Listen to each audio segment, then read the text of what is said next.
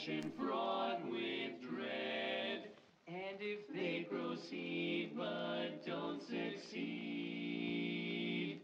well, the devil will take their heads. So hopefully the devil will not be taking my head tonight, but welcome to the stream, everybody. Hello, Matus and James, Brad, and Mystick Kills, Yugi, and everybody else. Welcome to the stream. I'm the Chris who plays games, playing whatever I feel like every Friday at 9:15 p.m. Eastern Time. That's now. And on Mondays, playing retro games from 9:15 p.m. onwards. Welcome to the stream, and thank you for joining me. Tonight we're going to be playing Cuphead, and hopefully, we're going to proceed and succeed, and not allow the devil to take our heads, especially because they're cups, and I don't really know that I want how do you do with a cup and the head and everything else like that. Yeah, Brad, well, that's what you get for living in China. My solution is always simple: don't live in China. Problem solved. Now they're fighting for their lives on a mission fraught with dread. So if they proceed and don't succeed, the devil will take their head. So last time we were playing this game, we were working on beating some of these levels. So we've got no coins at the moment, and I think somewhere in here there's a way to see how much we beat. So if we could look at our list here, we have beat all the bosses on the first two worlds on normal mode, and so we've got Dr. Call's robot, which I think we spent about 4 hours on last Friday, or last time we played this, and really it was more like an hour and a half, and made no progress. So we're going to go back up to that robot, and we're going to take him down. So I hope you're all ready to see this robot die, because now is the time and this is the place.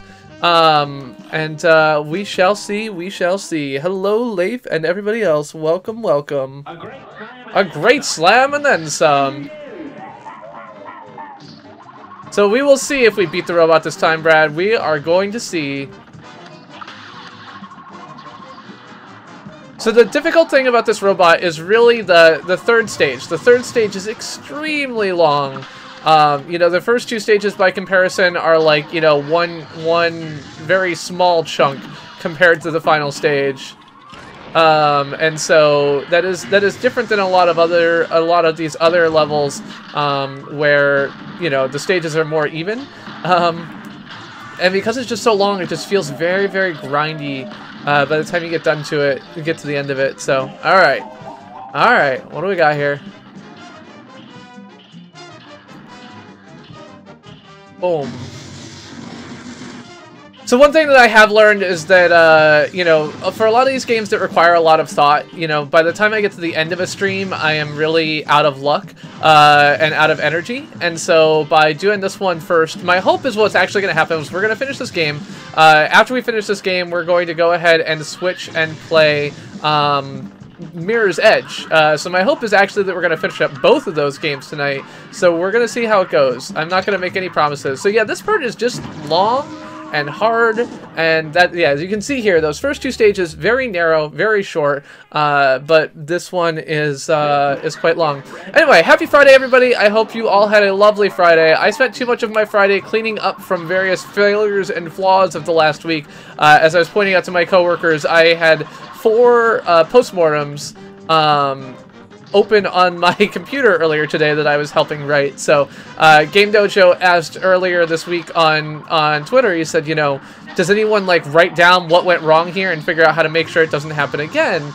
And I pointed out that Google has a very strong postmortem culture where we kind of look at what went wrong and how can we make it not happen again. It's a very important part of our overall success in running a lot of our services. But unfortunately, someone's got to write those goddamn things. And so oftentimes because I am, you know, because of both my role in the video infrastructure team, as well as my, you know, active participation in user escalation, it's oftentimes the case that people ask me, you know, how big of a deal was this? Is this a big thing? Is this a small thing? Like, what are we actually dealing with here?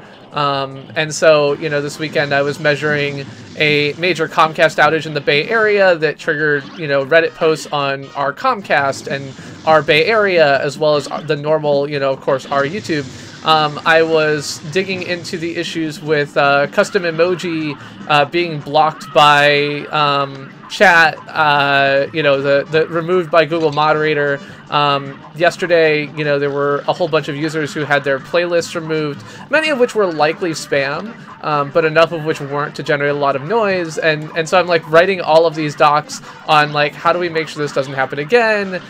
What steps do we need to add to make this less painful in the future? Blah, blah, blah. You know, how can we make our reaction time faster or our time to detect faster, etc., etc. As well as sort of some of these things, you know, I own the action items on actually writing monitoring or writing code to make sure that they don't happen, as well as trying, of course, to do my day job and continuing to act as an anti-pitchfork attractor for my own coworkers, in addition to my role in doing so on Twitter, etc. There we go, Brad. What do you think? You think I got it? Take that, robot. Is anyone else buffering? I don't think I'm having any issues at the moment.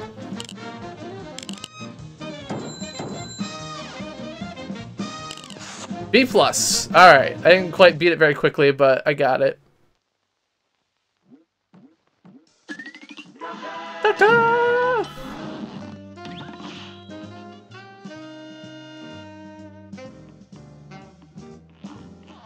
So I think it's just you, Van Helsing.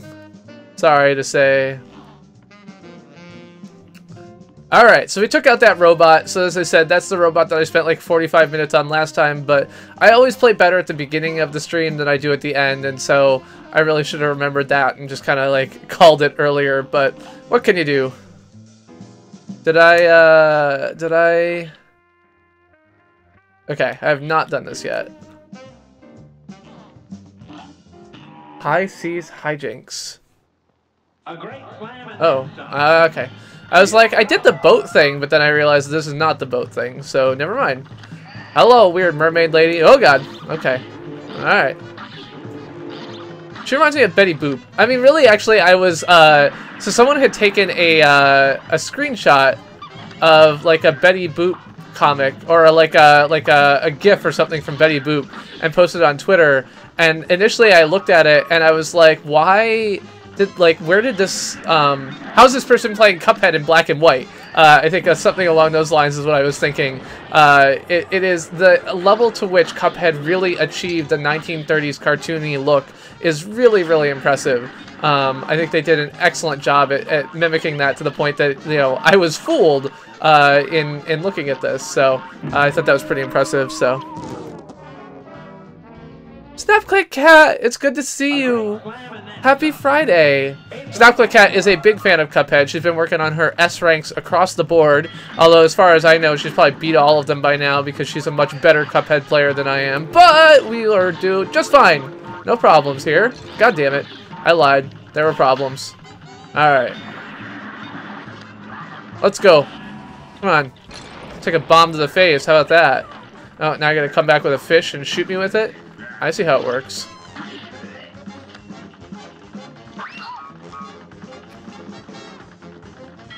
So Van Helsing, there is, if you beat the game with all A ranks, I think, it actually unlocks a black and white mode. So there's a couple of different modes that you can get that are unlocked by certain playstyles, and black and white absolutely is one of them. There's also, of course, been people who have like done Cuphead on old CRTs to kind of really give the feel of it. So Cuphead on old CRTs is... Oh, shit! Shit! God damn it! I fucking wasted my bomb because of this stupid, like, petrifying Medusa glare. Alright. Oh, shit! Well, I mean, this is only my third stream of the game, so I think I will beat it in 3 streams. I kind of hope to beat it in 2, but I fail to take into account that when I do 4-hour streams, it's just too much for me.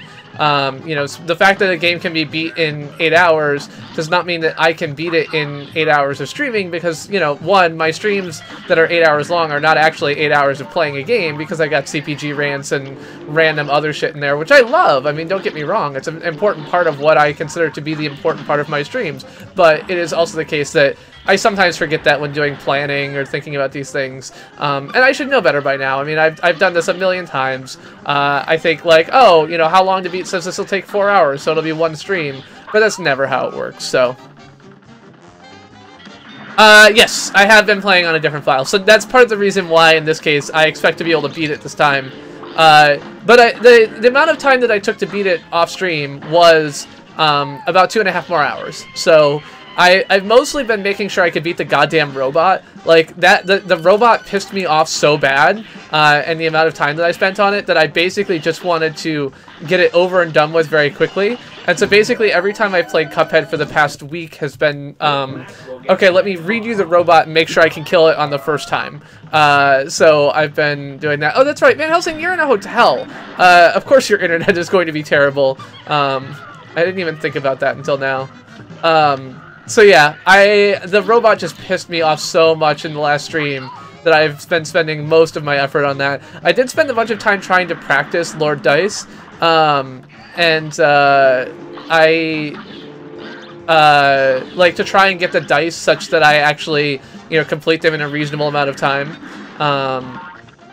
because it feels so stupid to just take like 3 times as long to do that level because I can't figure out how to freaking roll dice.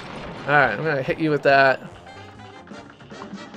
Come on, baby. Come on, baby. Hello. Yeah, Modern Retro. I don't get it. What's the joke? Why am I Gris? I'm assuming that this is coming from System Freeze's 24-hour stream, just because that feels like a solid guess. But I am interested. What am I missing? All right. Fuck you, lady. Fuck you. Fuck you and the frickin' eels you rode in on. Wowee. Alright.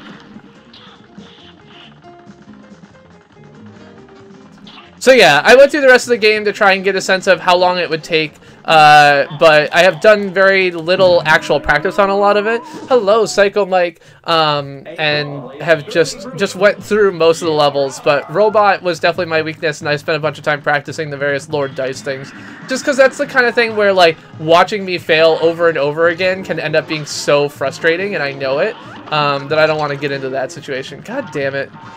Like, already dead. Hello, Zio Kim. Happy Friday. Welcome to the stream. Good to see you, my friend, my friend. Alright. Let's, go ahead and dodge, dodge, dodge. Oh. So was I right that it was System Freeze's stream, Modern Retro? I was pretty amused that you got 3 of you to come and tell me. That was pretty spot on, but yeah, I come back to Twitter and I'm like, why do I have 3 like random mentions with my name being misspelled with a G? But yes, I can be Gris Plays Games, that's fine. Or as Matus pointed out, Gris Pillars Gin.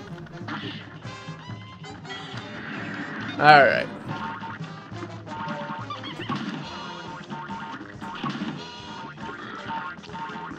Fucking hell. That was kind of shitty. Here's a real high-class bout. Hello, Chair Shaven. How's it going? All right. The amount of like, even just like frames of animation that goes into these, I know that it's silly that I continue to be so impressed by this game, but like there's like 4 or 5 different layers of watercolors that you can see here. You've got this like hugely detailed animation of all of these gigantic characters. It's just so well done that, you know, it's just amazing to me. And like I said, it's the kind of thing that you could never really get away with starting it from scratch in a like typical game dev studio, because it's just so complex, and I don't think that you can like, I honestly, it doesn't pay for itself. Like, it's not that you're going to make enough more money by doing this that it overcomes the amount of time and effort you have to put into it. It really does come down to being a labor of love of someone who really wanted to do a specific thing and achieved it, and that's great. I love it, but it's just so hard to think about how you do that in a more independent setting, or how do you make that possible for people other than these 2 guys who've been working on this game for frickin' ever. I don't know how you do that, so. Yeah, this game was made in Unity, but the reality is not, like, Unity is just a renderer in this case. Like, yeah, it handles the animation, handles the frames, handles everything else like that, and that's all well and good, but the actual drawings themselves, with the exception of the coloring, were all done on, like, just traditional animation cell shading techniques. So, it will take forever, Cowdizzle, that's true. No, I mean, like, this is the thing, right? Like, I think that because boss fights are targeted to be under 2 minutes, like, effectively every boss is a save state. Like, yeah, you don't have the mid-boss save states, but I really try hard not to use those anyway.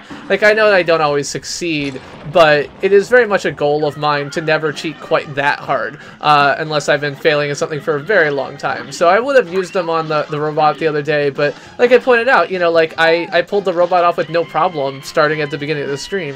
And getting good is not my key concern here, right? Like, I am okay with just, you know, making progress. Like, that's always been a fine thing for me. But I really do think this game is designed such that the lack of save states is not really a problem.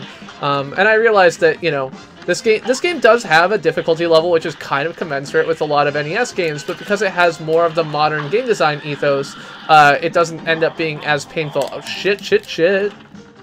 Alright.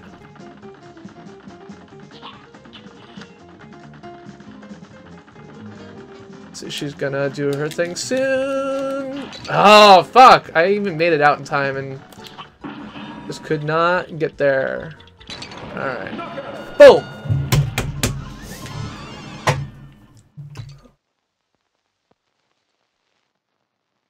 Political status can be on, Van Helsing. I don't mind. There is no command for it, but...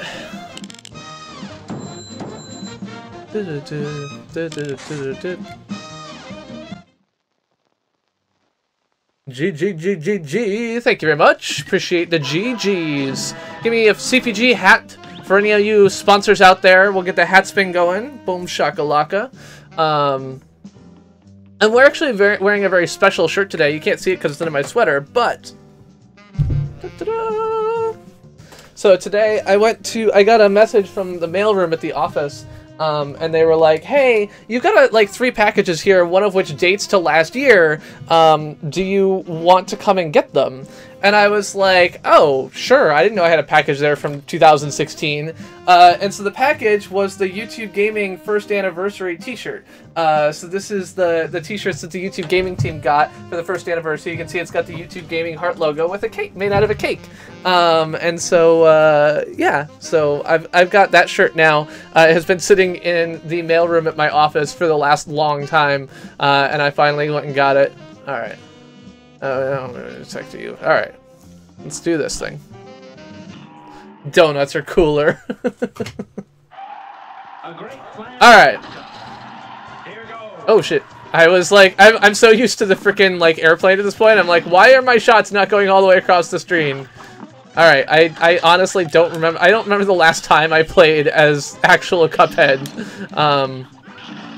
Oh, sorry.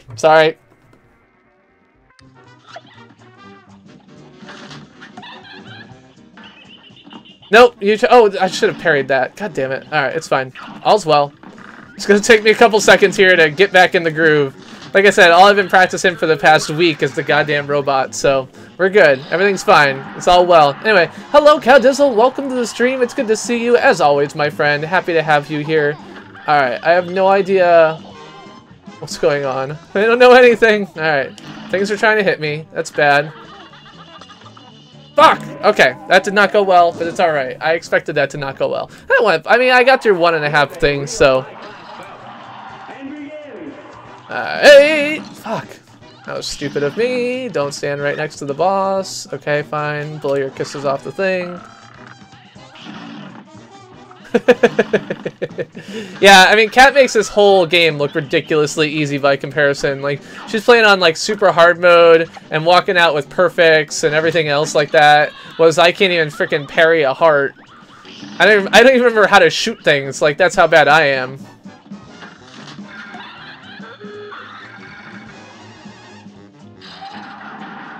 Take a bow. Bow, bow, bow. Alright.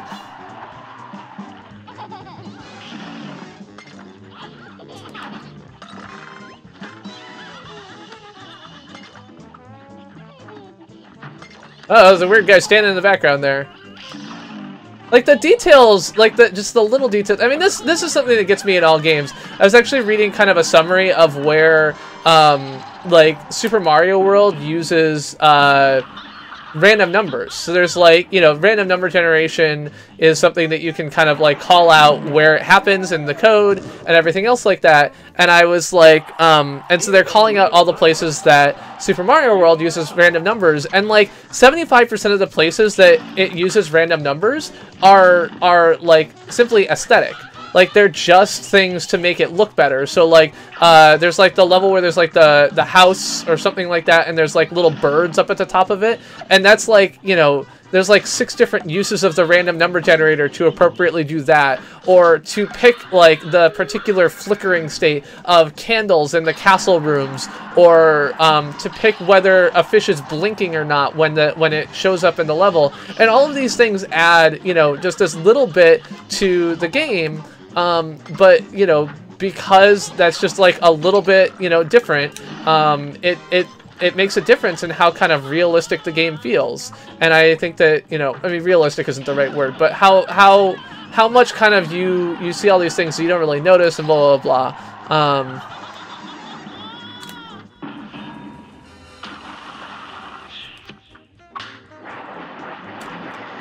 Hey, I freaking parried the star. Why don't I get a freaking card out of that?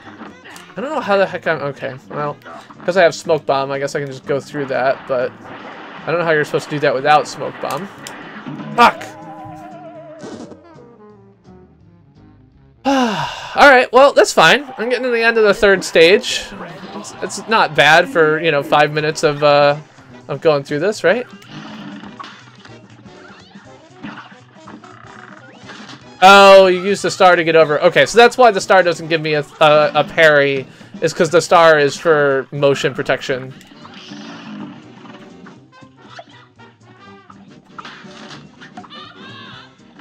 Alright.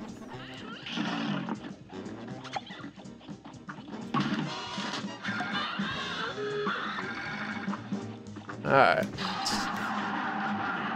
Come on, lady. Let's go. Alright. I'm gonna go ahead and do this. Since I'm not gonna have it at the beginning of the next stage, but that's fine. Get through here with a few less chance of hits, and it'll probably be better for me overall. What? Why am I going off screen here? Come on. Where's my rebounds?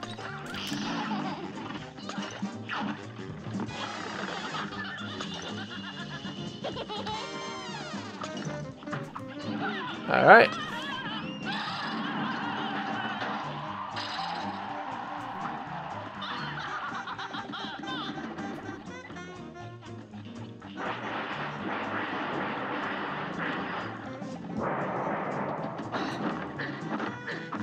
Oh!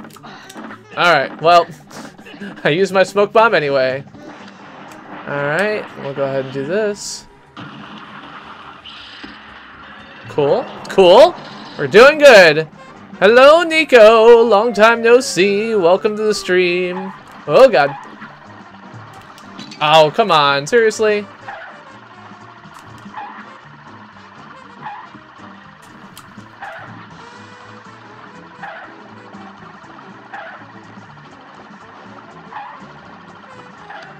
So I feel like that's probably one that I did with, oh, gosh darn it. Look how close I freaking was. Like, this much. Whatever. I got it. Babysitter, maybe? Well, no, she's supposed to be the mom, right? So she starts out as the wife. And so, like, that's her husband-to-be sitting in the background, freaking out. What? It was behind the curtains. You can't touch me from behind the curtains. I object, sir. Alright, fuck it.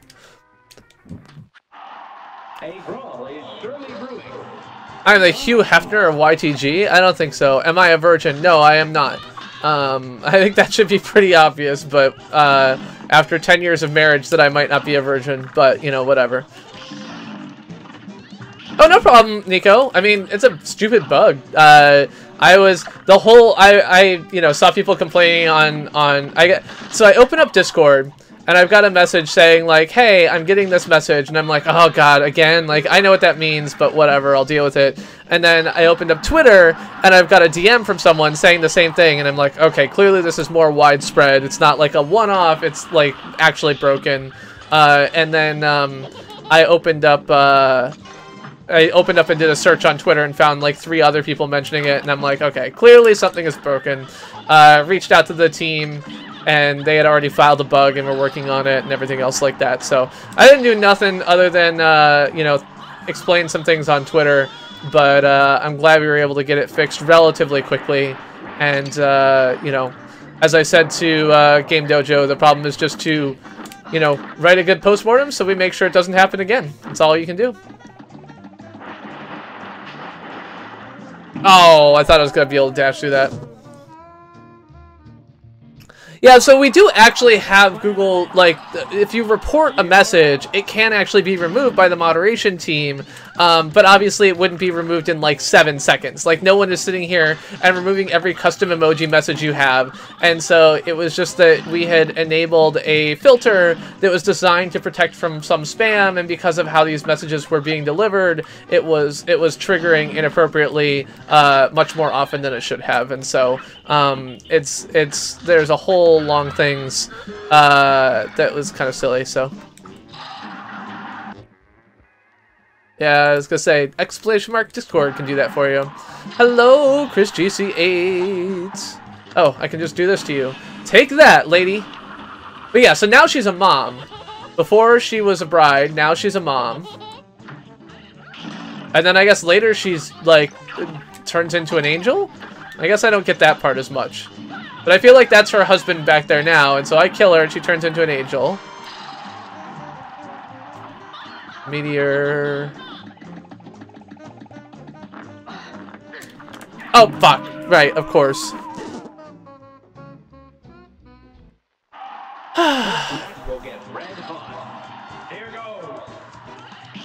See, like on this level, if you shoot off the left-hand side, even a little, your rings never come back, which I don't like. I had experienced that before, and I thought it was my imagination when I couldn't repro it. But I think some levels just have less room on the left side or right side, and so it's easier for them to fall off screen. I guess would be my feeling on that. But I do find that's really frustrating. They're like, oh, like aim away from you for most whatever, and I'm like, okay, I will, and then it's not good. My Discord was super active today. We killed like 3 enemies in Septipus RPG. We talked about all kinds of things, and talked about Spiffy Mark coming back to YouTube. So Spiffy Mark was a developer advocate who used to work for Google back a little while ago. He left for LinkedIn for about 6 months, and he's coming back pretty soon. I think he starts back at Google on the 20th. So I'm excited about that because he and I you know, got along pretty well when he worked there, and have kind of kept in touch while he's worked at LinkedIn. So I'm happy he's coming back. And hopefully this will help clean up some of the things that bother me. You know, I got to give another owner to a project and so on and so forth. But all right, there we go. Oh, I didn't answer your question. I didn't see your question, Snapchat. You gotta repeat it. Sorry. If you got a problem, yo, I'll solve it. Check out my hook while my DJ revolves it. But I got no knowledge. Fuck. I want to use the freaking homing missiles for this. I want 3 slots. 2 isn't enough. I realize that would kind of defeat the purpose of having the whole slot system. But oh, Jess's recovery is pretty good. So she had her stitches out on Monday. And she's still dealing with a fair amount of pain. Basically, one of the nerves in her foot is super sensitive, and so anytime her foot is down, she'll get like blood pooling. You know, she'll get a little more blood in it because she can't move it around a lot, and it can be kind of painful for her if she gets any pressure on that nerve. But overall, she's doing a lot better. You know, and she's not going to be walking for a while still, but at least she is making progress. So. But yeah, so stitches are out. Doctor looked at the, oh shit, I thought I had 5. I did not have 5. I had almost 5. Doctor basically looked at it and said this is like textbook perfect healing. But of course, then she's like, okay, well, so can I use crutches or whatever now? And the doctor's like, well, you can, but every time you use your crutches, it's going to take you longer to heal, which is just like I mean, it's not that he's wrong, but it's one of these like, well, thanks. Like, so am I supposed to use them or not? You know, it's a kind of a annoying message to hear is like, every time you do this, you're going to make your recovery worse. Well, okay, thanks, but that's not really helpful for me. I want to know, should I or shouldn't I? So, hello, Mr. Mulligan. Welcome, welcome. I will give her your love. Yeah, she's sleeping at the moment, but I will pass on your best wishes, Mrs. Snapclick Cat. You can also always hop on Discord and say hi. She pokes her head in there at least a couple times a day. See, this is that again. I'm shooting off the other side, and it's not working for me. Not working for me.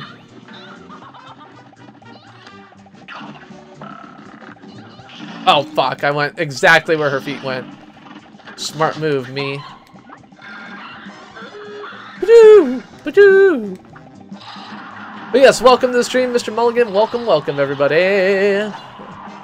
Alright, I'll go ahead and take you out here. You're gonna drop some things. We'll swap away. Swap away, swap away, swap away, Dixieland. So we're watching old HBO shows. So we are currently working on both The Wire and Deadwood, and so we're on season 1 of The Wire and season 2 of Deadwood. We are working on, of course, continuing to watch John Oliver, as well as we finished up The Deuce. Oh god.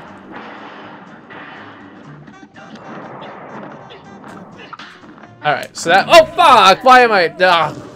I watch Gold Rush on Saturday mornings. I don't watch Walking Dead. So Orc Chaos, no, she's doing upstairs.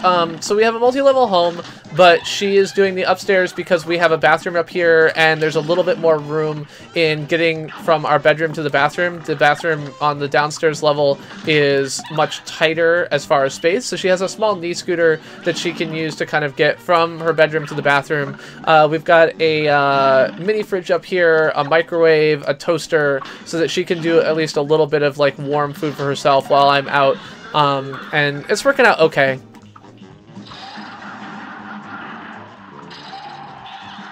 But yeah, so Cow Dizzle, I have been consistently watching. I watch Gold Rush on Dailymotion on Saturday morning because Dailymotion's copyright infringement protection is much less good than YouTube's. Unfortunately, what I've learned is that their ads are ridiculous. So they allow ads every 4 minutes. And every time it plays an ad, when it comes back out of the ad, it will adjust to whatever, like a lot of video ads are uploaded in super low resolutions, and so it will play in whatever the resolution of the ad is, which is oftentimes like 240, and so like when you come back out of a mid-roll ad, it's like super shitty quality, and so I have to then upgrade the quality again, and it's a terrible experience. Like using Dailymotion is just a terrible experience. It was, yeah, and I guess they've been mining on that property for the past, like, 100 years, and then he got shut down with basically, like, it's a residential zone, which is just, like, such a shitty, I mean, it's clearly, like, a pissed-off neighbor, right? Probably that guy who was shooting him is upset about their mining, and I thought, you know, he was just going to be in jail and not a problem for them. Hello, Professor Pie, good to see you, good to see you. And yeah, so I'm super sad. I mean, I love Freddy Dodge. You know, Freddy Dodge is the only reason the Hoffmans have ever made a fucking dime. You know, he came into their initial gold claim at the across from Parker's at Big Nugget or whatever. I don't remember what they called the original claim, but you know, Ed's old claim, and he helped them learn that, you know, flat metal doesn't catch gold, which is something they couldn't figure out for themselves apparently. So, all right. I've been okay. I mean, my wife broke her foot pretty badly, and so she's off her foot, and that's pretty shitty. My job has been a little bit stressful. The whole kind of demonetization saga over the past few months has been pretty stressful for you know, user advocacy and outreach in the YouTube space. This week I've been fighting with a bunch of different things as we have gone through and implemented and done some things well and done some things poorly. So, alright, I am a little bit confused because I kind of feel like... Oh. I mean, I don't see any other circles down here. Is this a thing? Right. Okay, so yeah. there's a class of grade A people, and then there's everybody else. At the moment, you seem like everybody else, and that means you cannot experience the world the way I do. So this is like, if you get grade A on all the levels, then you unlock something. And I don't remember if that's black and white mode or some other mode. So yeah, so she's gonna be all off her foot for quite a while. So. Well, Mr. Mulligan, I hope I think break a leg, or I hope it goes well. You know, whatever. Are you crew or are you acting? I was definitely involved in several different plays. Not when I was in high school, but in junior high. So I helped do the lighting crew for Annie Get Your Gun. I did sound for something else, and then I acted as a chorus member in Bye Bye Birdie. All of which were pretty good. Oh, shit.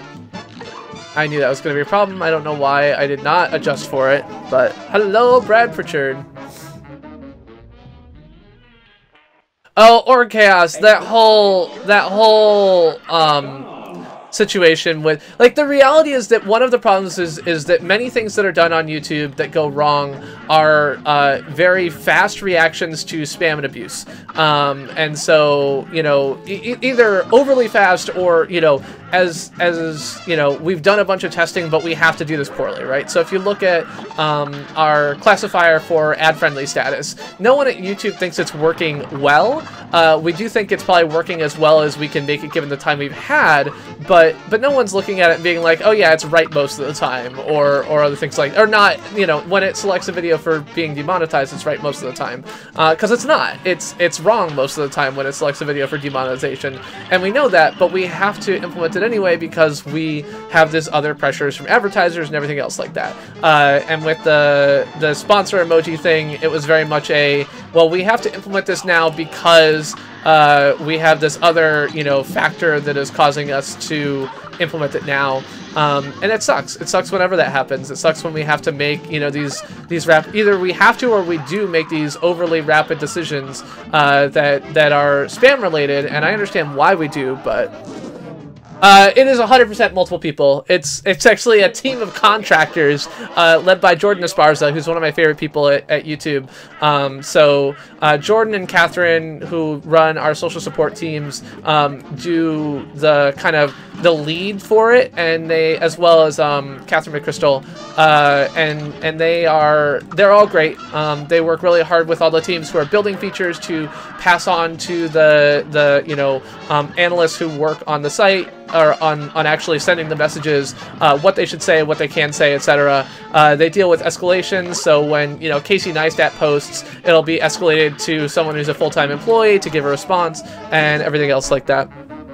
I mean, Brad, yeah, sure. If you wanna talk the problems with contracting, I will talk about that all day with you. I mean, I think the article that was done about you know, Kodak versus Apple that was done in the New York Times not too long ago is 100% a legitimate perspective, and I'm 100%, you know, behind that. But I also know that you know, finding and hiring a team of people who can do some of these things quickly can be hard, and I also just know that it's Google's overall MO, and I, like, as much as I disagree with that MO, I'm not gonna fight it all the way. So oftentimes, SnapClickCat, that when you see big YouTubers complaining and you see Team YouTube, you're seeing someone who works for YouTube. You're seeing Jordan or Catherine, who have kind of done their best to give a tweet. So, like, Casey Neistat's tweet, where he was like, oh yeah, you demonetized my video, but, or I don't know, Casey Neistat was like the, you know, oh, you demonetized my video, and it was like, well, you know, we demonetize all videos about tragedy, and then because Jimmy Kimmel had his own ad network, whatever bullshit, you know, that tweet got screenshotted by Philly D is like, wow, YouTube, you bunch of fucking liars. And Jordan was like, yeah, I cried. Like, I tried my fucking best, and I fucking cried because, you know, I've got these people beating up on me, and it sucks. It's a shitty experience. It's a shitty feeling sometimes. But, you know, it's what you deal with. It's your job. I mean, I'm not, like, it's shitty to deal with these people. It's shitty to deal with these emotions. But, you know, she is doing her job, so... Here's a real high-class bout. It's on.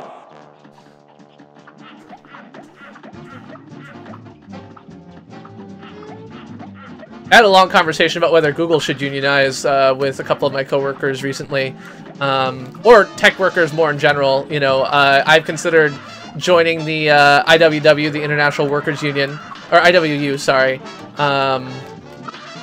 Just, you know, on the principle of the thing. Alright, what are you gonna do? You gonna go that way? Alright. It's fine.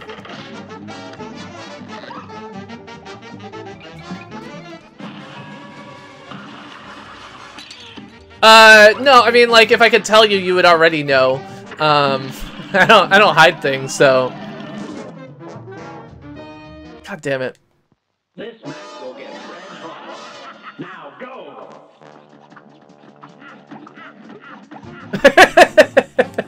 Overall, I mean, I don't know. I am not a strong advertising whatever, but it seems like overall from Google's report that they prepped for Congress, like Russian ad influence was not a significant component of ads on Google. And from talking to a couple people who know the ad industry, it sounds like this might actually just be because, like, overall, Google has been doing ads for so long that we don't allow some of the extremely detailed targeting that was used on Facebook and Twitter and other things like that. You know, I've read you know, these explanations of like how I punked my roommate with Facebook ads or other things like that, and they're like, yeah, you can buy ads and just target an individual person, and that's something you can't do on Google. So if you have something that targets less than 10,000 people, you just like can't buy, the ad will never run. Like, it'll just be like, nope, your targeting set is too narrow, and it doesn't tell you exactly why, but it'll have these things that are like, oh yeah, this ad will never run because, you know, it's too whatever. And I think that it's interesting that, you know, according to what we reported to Congress, at least, you know, we found like, I don't know, like $5,000 maybe worth of Russian ad buys. And I'm not saying that's nothing, but like that's, I have more than $5,000 worth of social media influence on this election. So, well, so this is one of the things, right? Like, the International Workers Union is kind of special because it's not specific to a specific job, and so like if you can move between jobs and you know, be in the same union, maybe, I don't know. I do have the feeling of like, you know, when you only work for some place for 2 years, the whole union thing's a little bit weird. But yeah. So overall, I think that Google's particular problems with Russian ad influences was less significant. As far as third-party ads and labeling them, I mean, third-party ads are not at this point long for this world. It's been like replacing third-party ads with first-party ads has been a forever goal of YouTube, because third-party ads cause such a disaster just from a technical perspective that yeah. I mean, I was in a job with a union for less than 2 years too, but it is certainly the case that, you know, you don't feel like you get as much out of the union environment in a shorter time frame. So my sole experience with unions was, you know, working as a bagger at Jewel, where I had to be in the union, and it felt really stupid because my boss is like, you know, well, I can't give you a raise because the union rules say this, and I realized that you work harder than all of these other people who work here, but I just can't do anything about it. So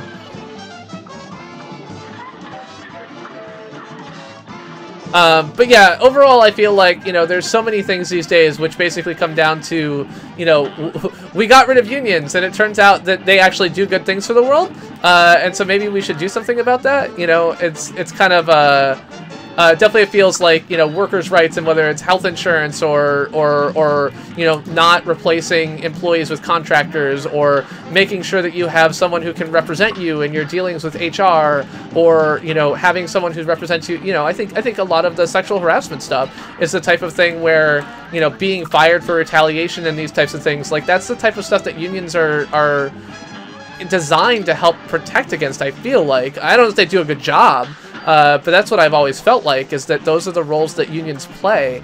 And you know, I wonder if this kind of modern move away from unions has just created this disaster in the world. All right, what are we gonna do here? Fuck me! All right, yes. Oh, really? Yep, really.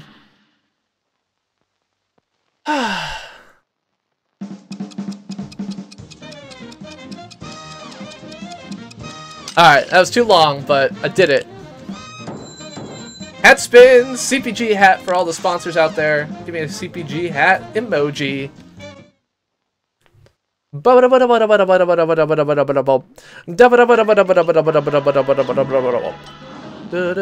we go, there we go. Hat spin and the CPG hat. Alright. So, I'm missing a boss. Where am I missing a boss? Alright, I got this. And it's one I didn't go to at all. Is this turtle a boss? Nope. Oh, okay, so here's the one that tells you why it's black and white. You always think your situation is a multicolored mess, don't you? What if I told you there's a way to see it in shades of gray? A way that would only a pacifist platform would be able to perceive. Would you violent little mugs believe me if I told you that? I wonder. So you have to beat it in pacifist mode in order to see in black and white. Oh, is it this guy? Is this a person? Nope. Yeah. How do you beat that one? A house. Okay. Oh, that one. There it is. I got it. Sasser, go to sleep, go to sleep, go to sleep. Hello, hello. Thank you. I love my hat too. But yeah, I'm the Chris who plays games. This is Cuphead. We're going to be playing Cuphead tonight, and hopefully, if we can pull this off, we're currently about 45 minutes in and making good progress. We will be jumping into Mirror's Edge Catalyst as well. So this is the last boss on whatever this is called, on the third island, and then there's two bosses after that. You've got a Lord Dice, which is kind of like a boss rush type level, and then you've got the devil himself, and so we'll be going through both of those, hopefully. Oh shit, that was really bad. That's fine. If you have to go to sleep, that's fine. Good day for a well battle. Here goes.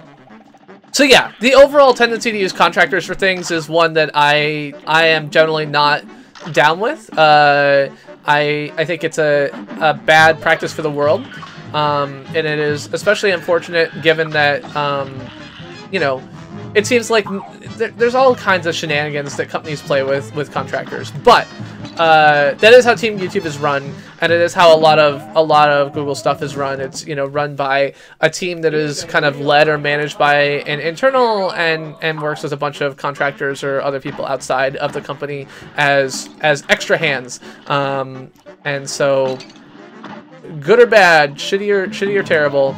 I mean, like, of the things that piss me off, the things that piss me off more is, like, our top contributors program.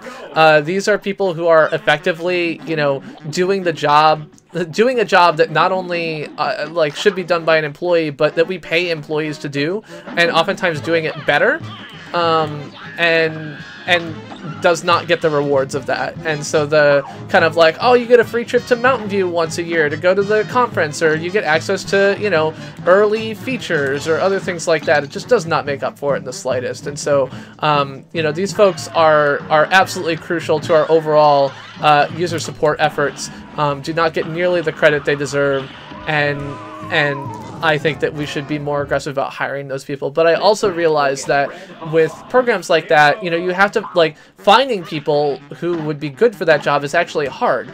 I think that, you know, if you can just do it by the book, then it's, you know, it's a thing. But I worry more about the things you can't do by the book, about kind of the knowledge and skill to identify, like, oh, this is unusual, you know, like, yes, 100 people complain about this a day, but these extra 20 that we're getting today feel different. And that's something that our top contributors who, you know, read our product forums and talk to people on Twitter and do all this other stuff are really, you know, good at noticing. And it's something that's really hard to replicate in any other way. And so, I don't know. Oh, shit, that was bad. That did not go very well, but I did make it almost to the 3rd stage, so I'm making progress. We'll do okay here. So, SnapClickhead, did you find that the devil was particularly hard the first time you played him? Because my feeling was the devil did not seem as difficult as I would have expected, given that he's an end boss.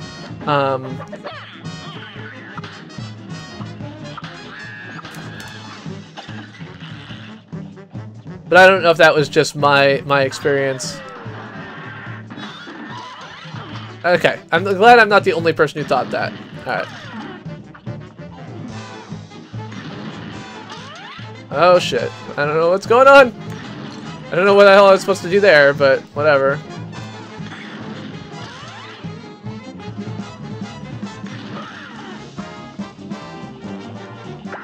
Oh god. Cat just ate me in the face. Alright, cat. Take that. Oh god. Oh fuck.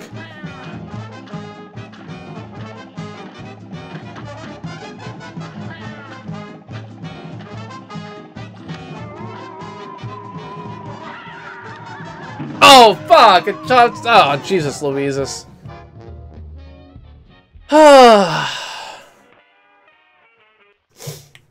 Here's a real high-class bout. Here goes. Now, do they make new Tom and Jerry cartoons? I feel like they do, but they're not. I mean, the reality is that no cartoons are done this way anymore, I guess. Like, everything is done in a way that just feels very different, but I feel like there should be. I mean, given that that's the first time I got to that stage, I'm not too upset about it. I think that that is what it is. But yeah, overall, Team YouTube just makes me so happy. You know, I tell the team this all the time, but the difference of having Team YouTube around, you know, compared to where it was a year ago, where I would just try and do that shit on my own, and, you know, get yelled at for it and everything else like that. Like, now I'm just like, Jordan, we need to do a broadcast tweet on this. And she's like, yep, okay, cool. There's a process for putting known issues up. There's a, you know, set of tools that we have for reaching out to people. We've got the Creator Insider channel, which, even though I think Tom is boring, you know, I think is a good idea. I think that we've got, you know, tools we're using and outreach we're doing and everything else like that. Unfortunately, it's kind of like a too little too late kind of thing. You know, we're fighting against a long history of fucking up, and so all these kind of like approaches that we're taking to improve things for creators is a little bit too little too late. And I don't even disagree. I mean, that's the way I feel as well, is like, you know, it's very hard for me to feel like this is genuine when we've been dropping the ball for so long. But I think Team YouTube is one of the things that is really effective, and I've started following them on Twitter recently, which I didn't for a long time, because, like, I know the things that Team YouTube is going to post, right? I helped write them, and so I didn't follow them for a long time. And now that I've started, I see, because Twitter now shows people you follow when they reply to other people, blah blah blah. I see all kinds of Team YouTube responses, and I'm like, you know, I am surprised both by how often just like a simple message of anything makes especially small creators who feel unheard feel much more heard, but also just like with the relative you know, like empathy there, like given that, you know, these people are, you know, contractors working from a script for the most part, it's nice to see that level of empathy get through. Yeah, Mark, exactly. Like, it's basically, rather than me tweeting and getting yelled at, I go and tell Jordan, like, hey, tweet this, and then she tweets it, and then I retweet it, and I don't get yelled at, and it's great. And I've gotten closer with the like search and discovery team, so now I feel more comfortable reporting bugs to them. I talk to the PMs and the product specialists routinely for both notifications and subs. So like when someone's like, I got unsubscribed, I file a bug and I talk to them and they, you know, listen to me. And you know, earlier Jose was having problems with notifications not coming through, and I was like, well, looky here, you actually pulled it off, but you've made me lose a bet. And for that, you ain't seeing the boss just yet. We're gonna play a little game first. Yes! Professor Pie, the mouse was controlling the cat.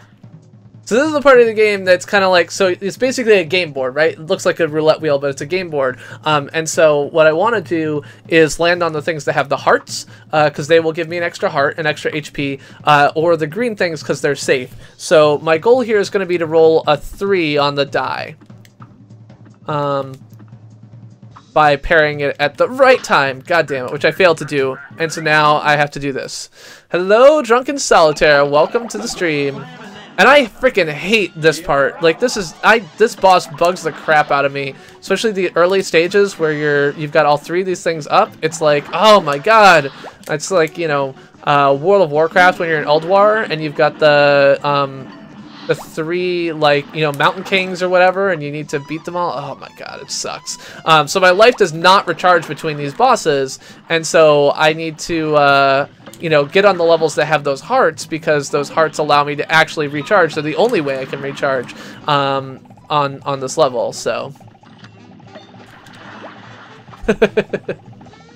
I don't have charge. I don't feel like I have the skill for charge. I also have no coins to buy charge, so. I mean, I think AR is a nice idea that has not been put to any good use yet. So now the question is, do I go for 3 and go for the safe spot, or go for 2 and try and grab my spot in number 3? So I went for the latter. This way I can get some heart. Oh yeah, so this guy is, I have no problem with this guy. This guy's fine. I mean, it's been a little while since I played, so I'm gonna, yeah, I'm gonna have trouble on this boss this time around. In fact, all the bosses. I do not expect to beat King Dice this time around. Alright, I'm going to use that, which I probably didn't need to do, but whatever. Start getting some more. I have not seen, so my general feeling is that, like, I would really love, for traveling, I kind of would love AR, you know, in some cases being able to like explore a UI of some kind where I can see, you know, okay, you're looking over this vista, like here's this thing, other things like that. To me, that would be the most, like, basically replace the, you know, I don't know if you've ever been to a national park, but replace the kind of national park boards that are the brown boards or whatever else like that you see around the national parks with augmented reality is something that I would love. You put in the mods, you give me Mugman. Oh, this boss. I hate this boss.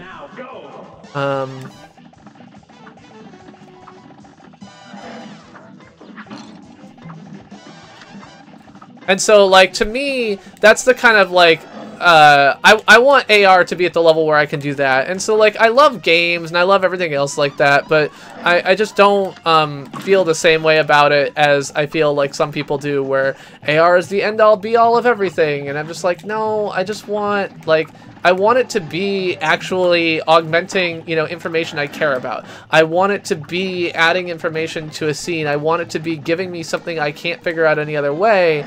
And I want it now, damn it. And I feel like the technology is not quite there for yet, so in the meantime, I'm kind of like, eh.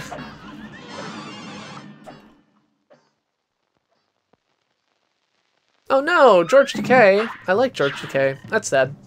Alright, so now we're gonna go for a 3 and try and grab this safe spot. And failed. So yeah, so each of these individual bosses is easy, but because it's a boss rush, it becomes a bit more of a problem. Alright, get out of here, rabbit. Hello, M0. It's no worries, my friend. No worries. Welcome to the stream. I hope your meeting this morning was okay. I saw you weren't able to stream, so... Alright.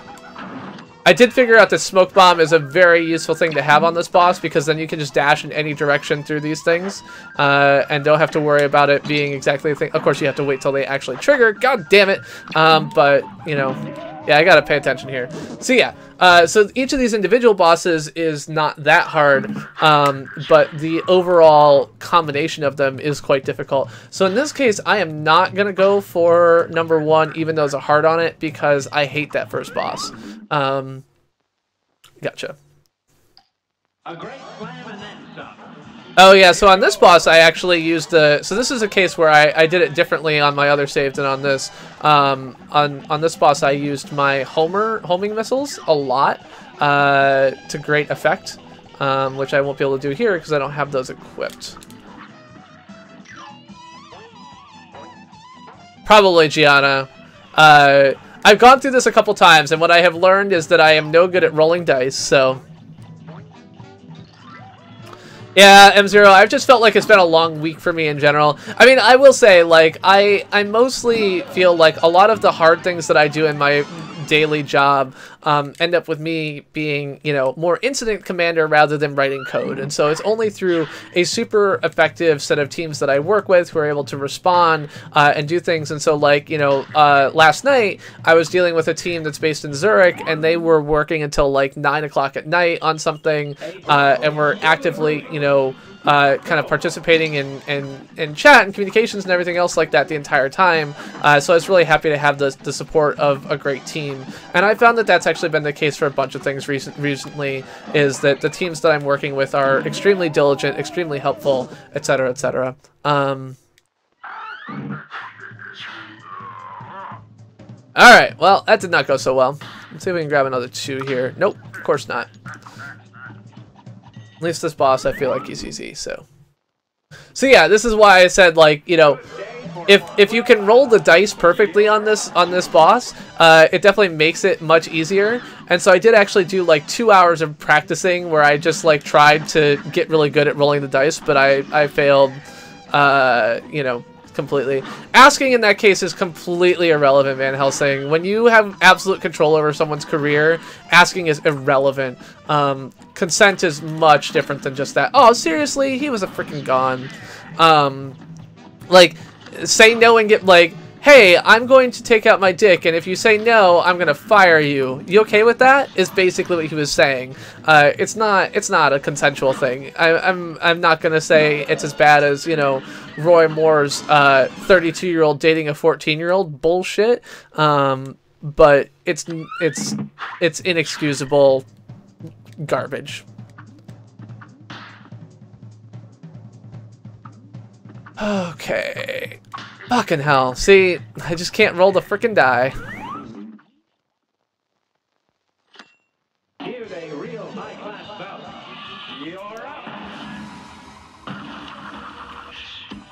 Like, who just, like, who? I don't know. I just can't even... I just can't even... But yeah, so in a position of authority, you not only have a higher responsibility, but it means that you really cannot, like, it's not an excuse. I asked and they said it was okay. It's like, no, that's not a thing. I mean, Van Helsing, it isn't explicitly that, but when you're talking, I mean, it was all situations where these were people who admired him and he was in a position of power over them. So it ends up being that, even if it's not stated that way, which is the key thing there.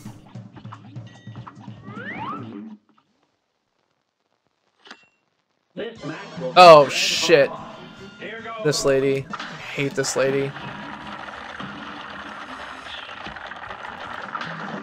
Fuck!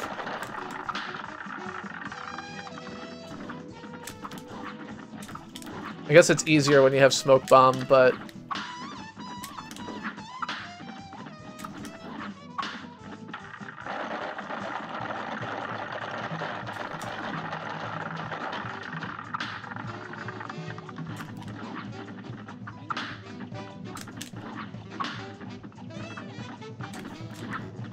Yeah, I mean, it's really, a lot of this comes down to ingrained power, right? Like, is you know, In the same way, when a cop, I mean, there's all kinds of things, right? Like this is someone who effectively has a significant position of authority. That's all it comes down to. So, and she's way easier with smoke bombs. That's what I figured out. I had not switched to the smoke bomb item when I was playing on my other character, and so that's definitely a difference.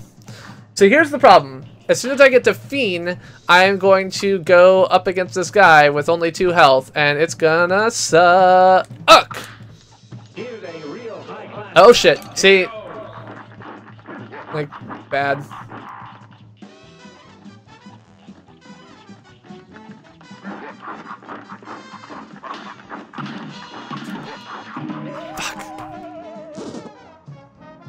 Yeah, so, that sucks.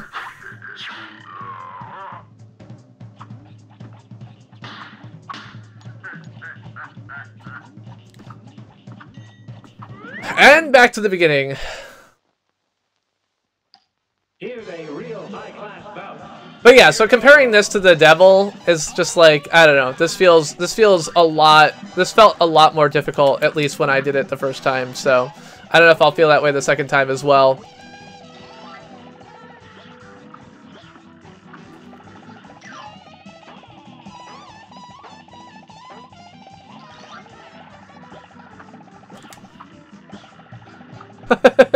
Gianni, I am good at not raging. This is something that people tell me all the time. It's like, how can you not rage? I'm like, I play NES games. Like, this is nothing. You know, I've beaten Metroid. I've wandered my way through Legend of Zelda.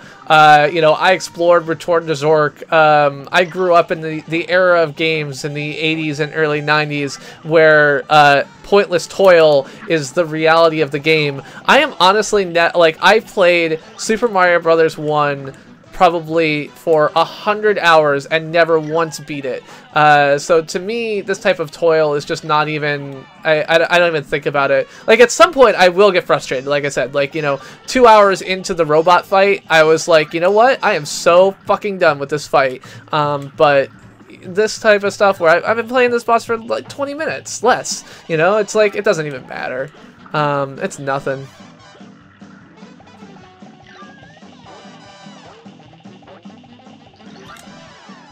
I have not.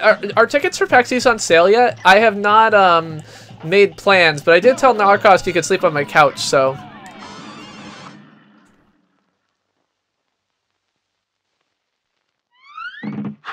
Yeah, I mean, an hour, I think basically like 30 minutes of the exact same boss starts to get a little bit frustrating, and it goes up from there. 45 minutes starts to become troublesome, and an hour is really rough. That's my basic feeling. Alright. So I'll go for the rabbit in number 5.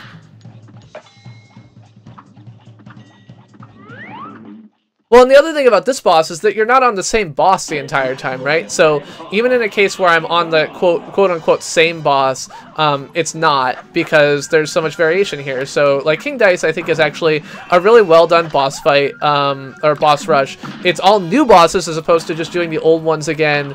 And I think, like many things in Cuphead, I think is really well done. Now, you have to be willing and interested in playing a hard game.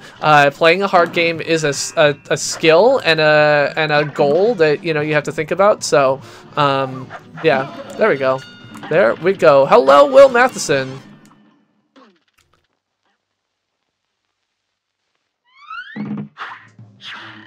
Alright, let's see how we go. Let's see how we go.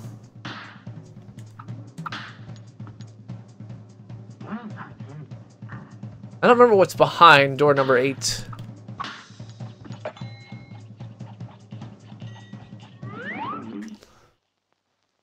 I hope it's not the stupid plane one. Oh, it's not. Oh, yeah, this is nothing. Nothing.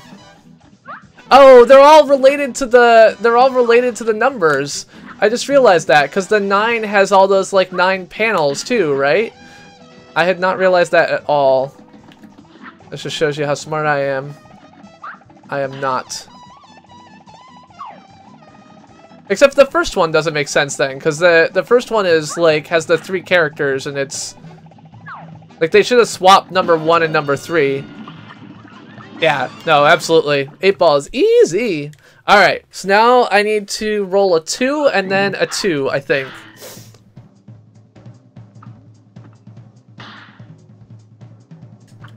Oh no! Fuck! This one I hate. Alright, I gotta remember where the duplicates are. Alright. Now go.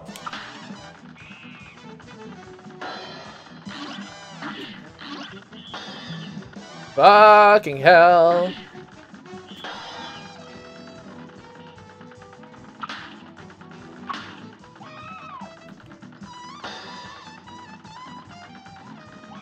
Yeah, and you just know at this point that I'm gonna get start over. Like... The first time I got the monkey, it was actually kind of funny because he just, rolled right through without touching anything. Was this the right one? Nope. Another one.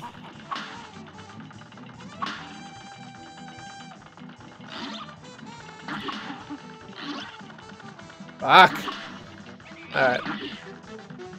Yeah, so he just rolled on through, he kind of flew across the screen and then went away, and I was like, well, that's I didn't know what it was. I was like, that's weird, level number 9, really? Just you don't have to do anything, you just push the button and you auto win? Did not realize that was not the case.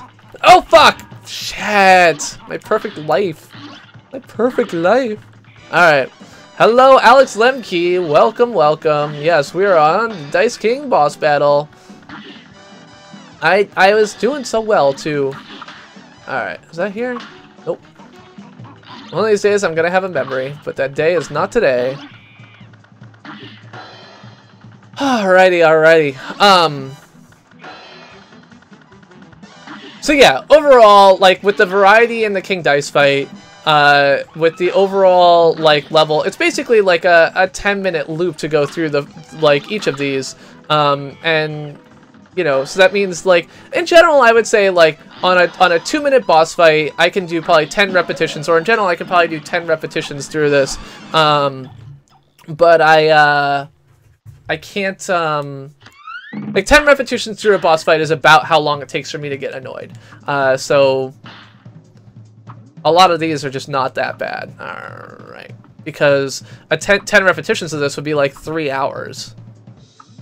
Alright. I got it. In the middle, in the middle, in the middle. Okay. Now go. Oh, fuck. Oh, no! Fuck. Seriously?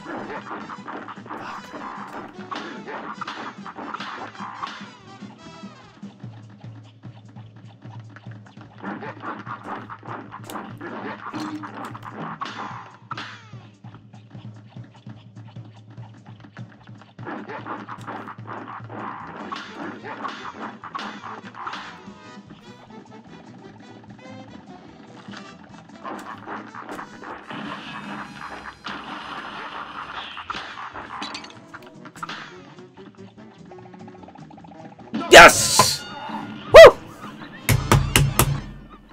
Down. Down, baby, down. My love is down. Yeah, it's down, baby, down. My love is down. Yeah, so this is a 6-minute fight all the way through. And so if you do that for 10 times, I gotta play that for at least an hour before I'm gonna freak out. And honestly, most of my runs when I fail are actually longer than that. So just an hour or 2 hours on King Dice would be fine. Yes, we'll do a hat spin for that. Hat spin for the boss. Alright, so now we're gonna go fight the devil. Now, the devil's gonna give us an option, I believe. One hell of a time. Well, well, well, look how far you've come. Not only did you bust up my good-for-nothing lackey King Dice, but I see you've got my soul contracts as agreed. Hand him over and join my team. So here's the thing about dealing with the devil. Don't deal with the devil. Never make a deal with the devil. When he says, join my team, what he means is, I'm going to put you to work in hell. No, not a good plan. Don't do it. Yeah, I don't care about achievements. Welching on me just like all the others, eh? I'll teach you for backing out of a deal. Have at you. We shouldn't have made the deal in the first place. I understand that. But, given I'm dealing with the devil, I feel no particular qualms about the fact that I'm being unfair to him. Uh-oh.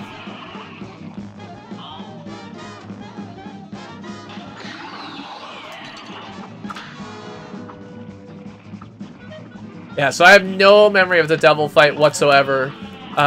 Did not do any reasonable practice about this, so... We're gonna, as far as I can tell, we're gonna get through the devil. There's a good chance we'll get through the devil in time for the CPG rant of the evening.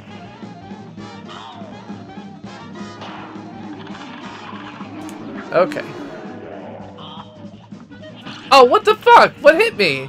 There must have been a guy off the left side that I missed. Yes, I'm gonna play Mirror's Edge Catalyst. It's gonna be the second game. I'm actually gonna do a stream split and play the other game because I got a couple people who I think were interested in Mirror's Edge Catalyst and subscribed for it a couple weeks ago. And so yeah. Stand on the edge of the tunnel when he goes in. Feels like cheating. I don't really want to. I don't need to glitch it out. I'll just play it straight. It's fine.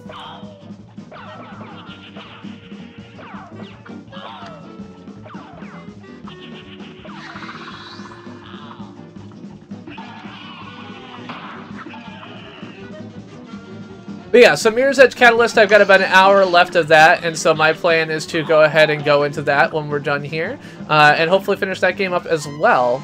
I really enjoyed playing Mirror's Edge, and I'm looking forward to finishing up Catalyst.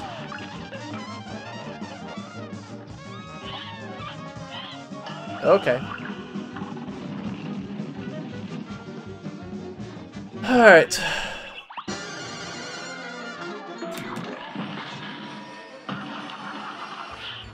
Oh, fuck.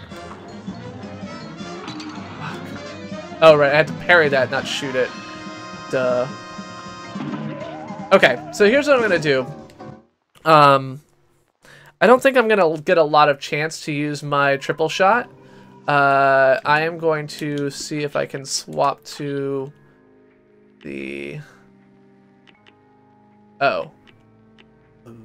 I don't have the chaser. Oh, yes, I do. Okay, there we go. So I've actually done parkour in real life. I'm not better than that, Snap Click Cat. Full truth. I am not better than that. Yeah. No, I like the chaser on the second phase of the devil. I think that is a useful item. And we know the rules. CPG should always shoot. Yeah, so how did I get hit by... There was no person on the left. I swear to God. Like, what the heck hit me? Fuck. Back! Back! No, I mean, using the items I've got to their fullest, I think is completely reasonable, and I will defend it to its fullest. You know, it's like saying, what, you're gonna use the bombs in Metroid and not just the missiles? Like, yeah, I'm gonna use every freaking tool at my disposal. Chaser's one of the tools. I'm gonna use it. I don't need to just use charge. I don't need to just use the default weapon. I'm gonna use roundabouts and chasers. That's what I'm gonna do. So I think the trick that I have there is that I should shoot him as he's like pulling his face out because it allows me to do damage to him before I come down here, but I forgot. Like pushing things at transition times is a really useful tool. Oh shit. Ah! God damn it.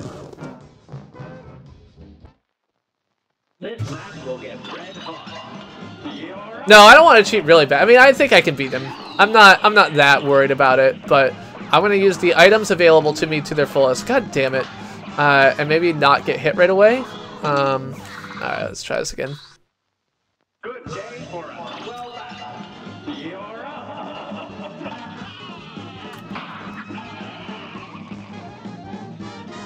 So the devil's your base, Snap Click Cat. You like his looks. Alright, what am I doing here? What the hell? Something over there hits me every time I go left, and I don't know what the fuck it is. It's bugging me a lot.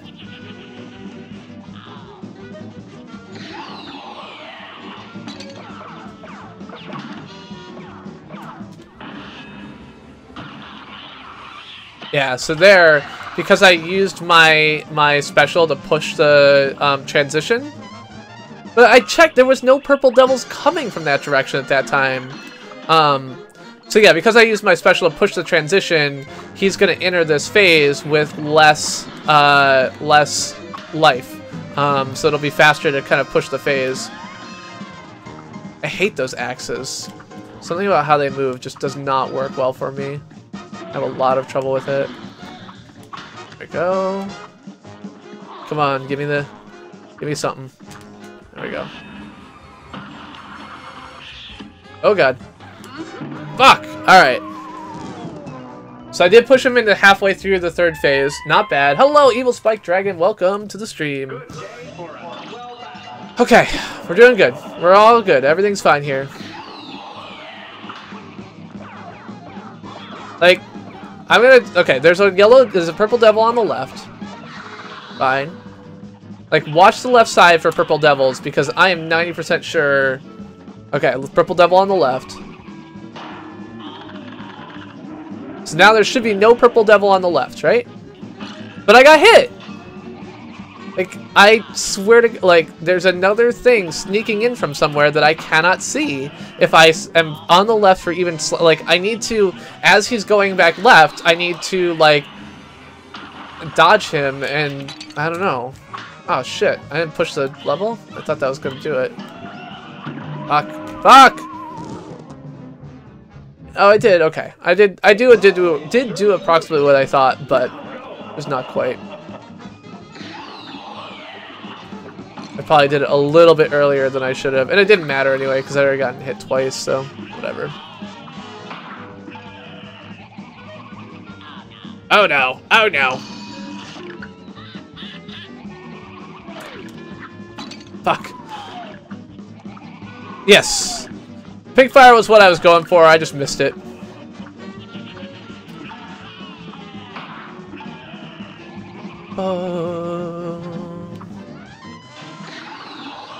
But yeah, so this boss, for example, because he's a lot shorter, because iterations are a lot shorter, it would be much more frustrating to spend an hour on the devil than it would on King Dice. And so it's definitely something in game design is that, like, you know, you kind of want to design around a max number of iterations and not just a max amount of time.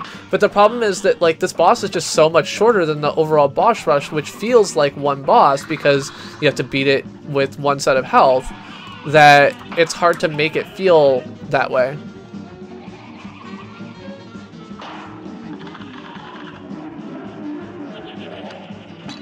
Like, at least that time I knew what happened.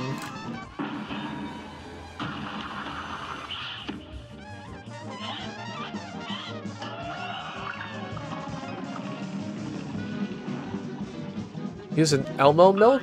I don't know what an Elmo milk is, but okay. Okay. Uh-oh. Incoming axe. Do not like axes. It's like axe body spray all over. Oh man, I was doing pretty good. Alright. Oh, I've turned down good cheats all the time. Or rather, I've turned down aggressive cheats. Like, there's just a level of cheating that makes the game feel less fun to play, and that's the level where I draw the line. Like, I will do things that make things more fun, but not less fun.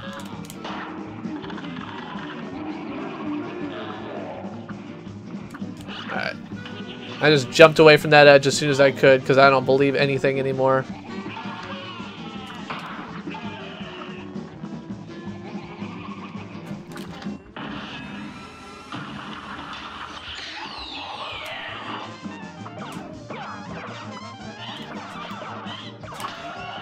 Oh, come on. Seriously?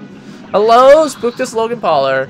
Evil Spike Dragon, don't ask for subs. Like, asking for people to sub to you when they've never seen your content is stupid, because the sub number doesn't mean anything, and having a bunch of people who haven't seen your content, like, subscribe to you is completely useless to you. The number is useless, and YouTube isn't going to show that content in home or recommendations or anything else like that. In fact, because people who are subscribing to you just because you asked them are more likely to skip over your content if they did see it, it's probably going to be worse for you because YouTube uses how often people don't click on your content as a signal. And so it's really not a good idea to even ask. Fuck. Good day for a well battle. Now go. Is it Celso? Maybe it is.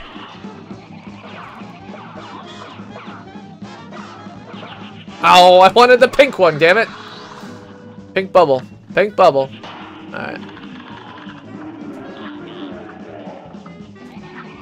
I think you're right. If I am standing in front of the tongue, as he snaps back, his tongue snaps forward, and that's probably what was doing the damage. Shit! I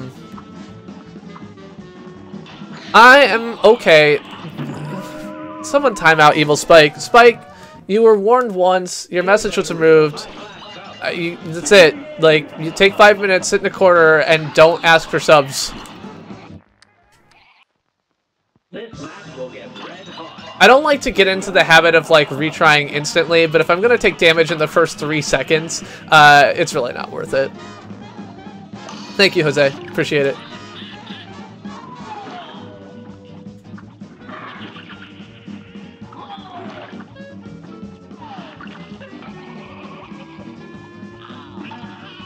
Like, if you want people to subscribe to you, the key thing is make better content. And not just make better content, but make better content that there isn't a million of already.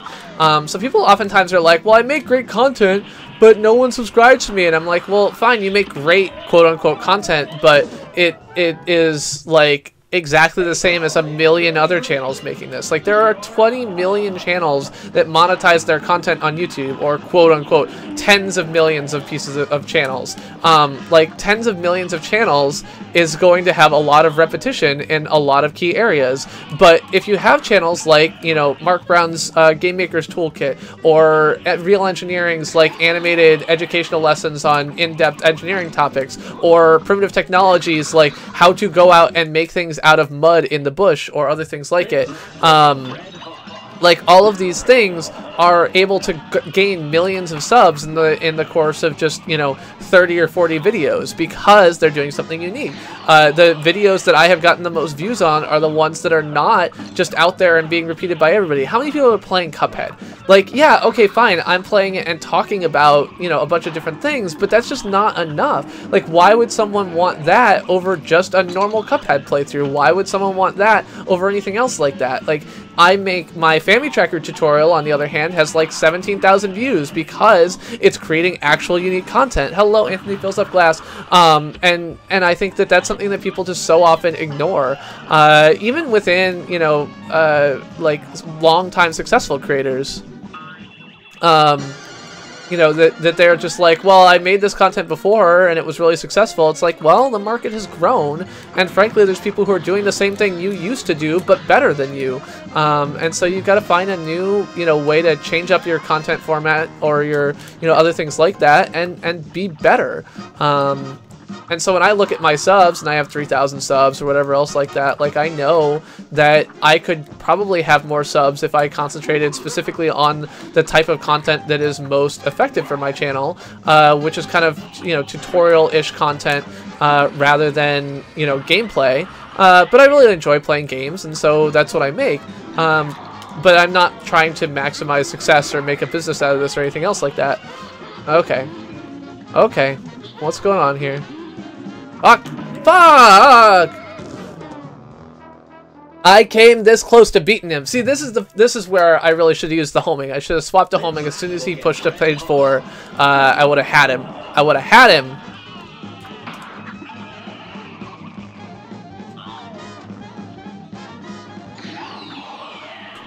And I love Cuphead. I mean, I think it's an amazing game. But Cuphead was, especially in the first, you know, month after it was created, was looked at by a bajillion people. And so, you know, it's a great game. But it being a great game doesn't mean that my content is better in playing Cuphead than a million other people. Now, I did take advantage of, you know, kind of early mover syndrome here and do a video on how to find the 4th member of the Barbershop Quartet that got a ton of play in Google search. So I got, you know, something like 70% of my traffic from that video came directly from Google search for people searching for terms like how to find the 4th member of the Barbershop Quartet. And I think that that was an interesting approach, but it's not a sustainable approach. That was help content, not hub content or hero content. And so, you know, for me, tutorials and help content are really the key to my personal brand of success. The videos that I make the most, typically that get the most traction among my content, pretty much universally fall into that category, with the exception of Hawk vs. Drone, which is more of a hero content thing, you know, a tentpole event, rather viral event, because it's not like I planned it, but much to the chagrin of PETA, so. You play a pretty good fiddle, boy, but give the devil his due. I'll bet wager your soul against my fold. I think I'm better than you. Oh, fuck! Fuck, spider face. A great slam and then some. And begin. My head is covered by the notch. I don't understand.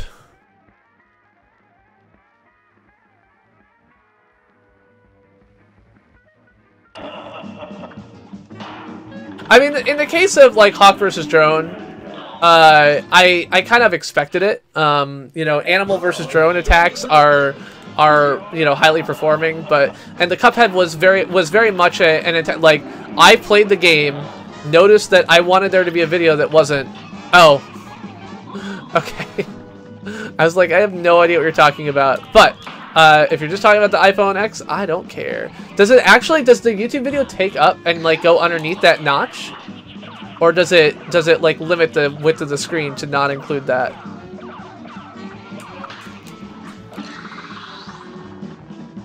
I had forgotten that you were getting your phone. Alright, so here's what's gonna happen. As soon as he goes back to main mode, I'm gonna push the stage.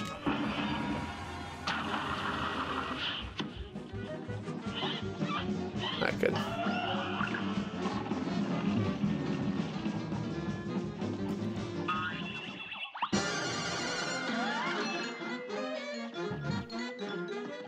Oh, god damn it. See, I just do not like that axe. I just can't manage the movement style.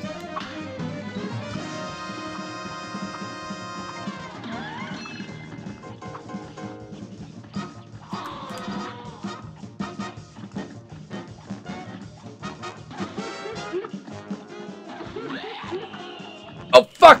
God damn it! I mean, I know it goes with a spiral movement. It's just that I always like initially underestimate and then overestimate how far, or initially overestimate and then underestimate how far it's going to go in a direction. And fuck that fire. So I understand it in principle, but in practice I'm just bad at it. But yeah, so this game, by the way, someone asked. This game came out about a month ago, maybe a little bit more at this point.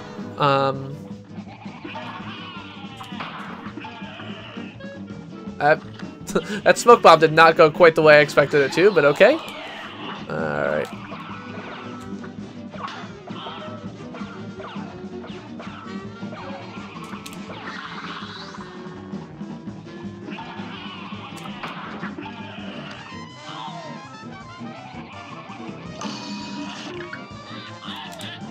Oh, fuck! Oh! Ugh, stupid spider.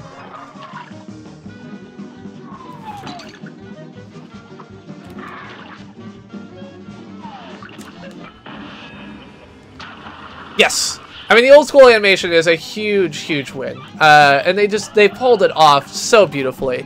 It feels very much, like I said, I saw a like animated GIF recently that was like from a Betty Boop, you know, original cartoon from the 1930s, and initially saw it like out of the corner of my eye and was like trying to figure out like which part of Cuphead it came from. Like, that's just how well they pulled off the genre, was that it's literally perfection.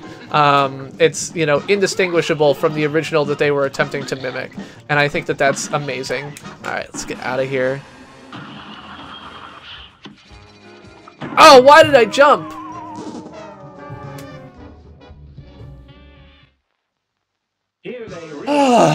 Okay, we're doing fine. There's gonna be 3 more attempts, and on the 3rd next attempt, we're gonna get through this. So Don't worry about it if we have to fail once or twice more. It's fine. But after that, we'll be finishing it up. Well, the music especially is amazing, right? So you got the barbershop quartet, you've got the ragtime band, like you've got all of the music is just incredible. The style ends up being very vaudevillian, which I think was also the like overall copying the 1930s animation style does a lot for that as well, because a lot of it came from the days of kind of early animation in movie theaters and everything else like that. Brought some of those things to life. Mathros. So whether it is the barbershop quartet in the intro song, or the please go outside and come back song from the triplet that turns into a quartet later, overall it's just great. Yeah, I'm not doing so hot. Ugh. Fucking hell.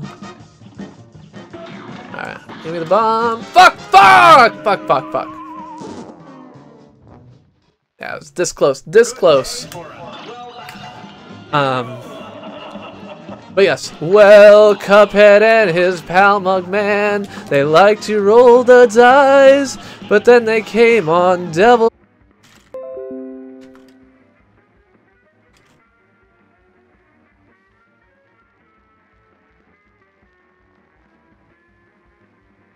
Hello. I'm back. Alright, looks like we're good. Well, Cuphead and his pal Mugman, they like to roll the dice, but then they came on Devil's Game. Oh yes, they paid the price. And now they're fighting for their lives on a mission fraught with dread. If they succeed but don't succeed, the devil will take their heads. If they proceed but don't succeed, but whatever. Alright.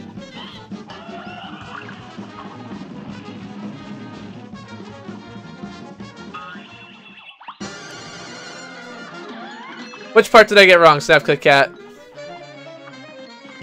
Oh, fuck! I do know that I fucked up the proceed but don't succeed. But I called myself on that. Oh, fuck. Alright.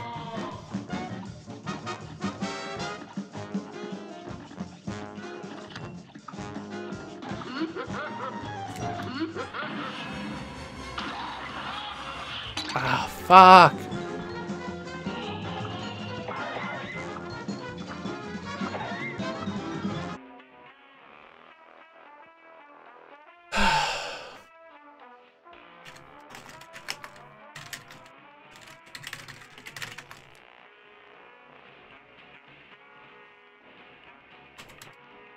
Just a sec, I'm trying to set up a repeating ping here to figure out if I should be blaming my ISP or what. Yep. Alright, I did push to the 4th stage again there, so we are making progress. We're doing pretty well. So that was my second of the 3 that I said I would need to do in order to succeed. So this is going to be the one, according to that. Now we'll see if I'm right. I do not like the spider head. Take care, Celso.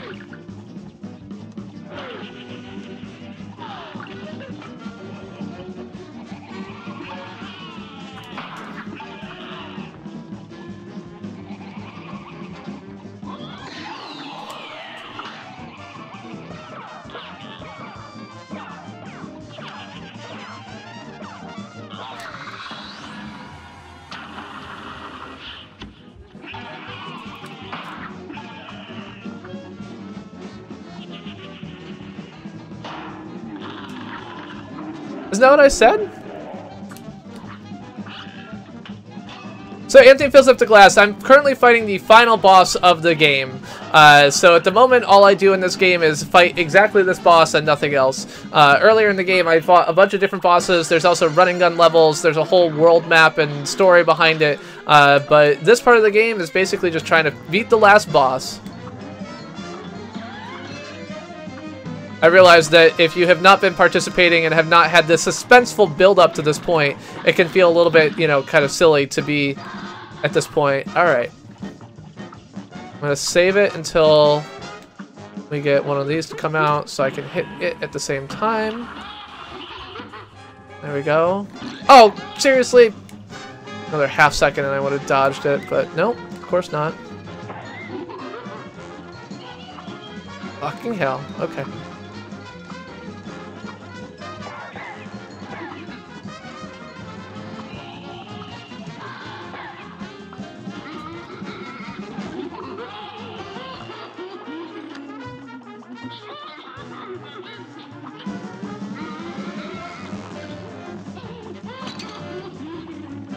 Yes!